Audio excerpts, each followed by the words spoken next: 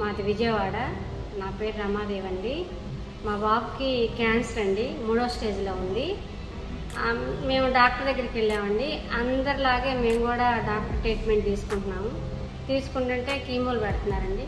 ఈ టైంలో వెంకటరావు అని మా చుట్టాల అబ్బాయి అండి, తను వచ్చి పిన్ని ఐఫల్స్ అని వచ్చింది, కొత్త ప్రోడక్ట్ వచ్చింది, ఇండస్ట్రీ ఇవాళ నుంచి వచ్చింది పిన్ని, ఇది ఒక్కసారి వాడి చూద్దామన్నారు.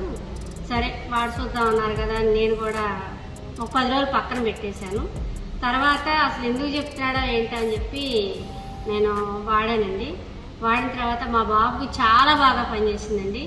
ఈరోజు మా బాబు ఇలా నిలబడ్డాడంటే అది నిజంగా దేవుడిచ్చిన వరం అనుకుంటున్నానండి.